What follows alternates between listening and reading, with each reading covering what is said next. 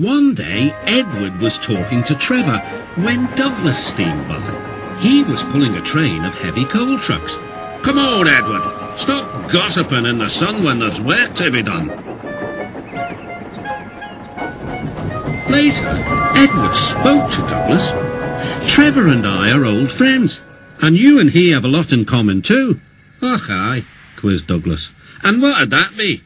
"Scrap," said Edward quietly. Douglas gasped. "Don't mention that word. It makes my wheels wobble." "It does the same to Trevor," replied Edward. "He was being sent to the scrapyard, but the vicar and I saved him, and now he's really useful again. Even so, the Fat Controller certainly does need another steam engine here." "Aye, and quickly," sighed Douglas. That night, Douglas was still working. He had taken the midnight goods train to a station at a faraway part of the island where only the diesels work.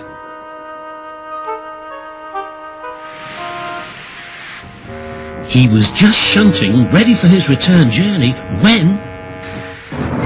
"That sounds like a steam engine," he thought. The hiss came again. "Who's there?" asked Douglas. A whisper came. "Are you a Fat Controller's engine?" "I intrude it." "Thank goodness. I'm Oliver, and I'm with my brake van towed. We've run out of coal and have no more steam."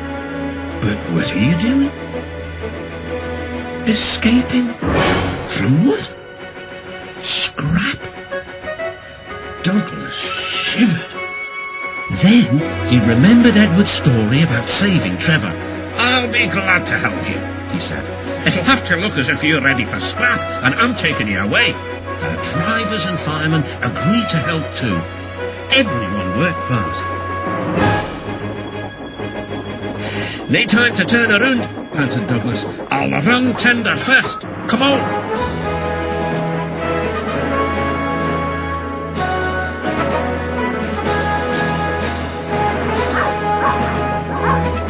But before they could clear the station, they were stopped. "Aha!" exclaimed the foreman. "A Great Western engine and a brake van too. You can't take these." "Ah, but they're all for us," said Douglas's driver. "See for yourself."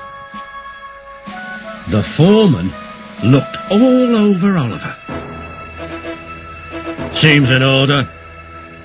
"Right, away, guard."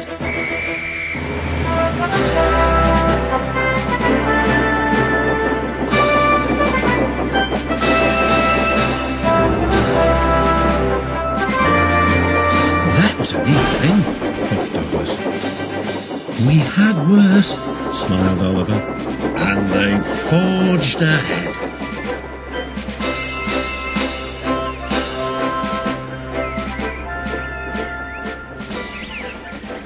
It was daylight when their journey ended. "We're home," cried Douglas. "Shh," said his driver. "There are the works. We'll find a place for Oliver."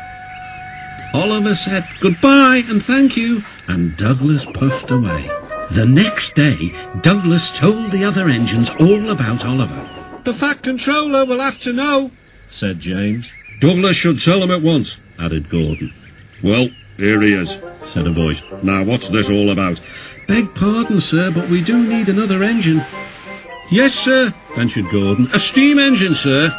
"I'm afraid that unless one is saved from scrap, there's little hope." "But, sir," burst out Douglas, "one has." "Yes, indeed, and thanks to you, Douglas, he is now at our works. Oliver is just what we need for Duck's branch line." Everyone cheered. Now Oliver and Toad are mended and painted in full Great Western colours. Duck and Oliver are happy on their branch line. The others laughed at first and called it the Little Western. Duck and Oliver were delighted, and so the Little Western it will always be.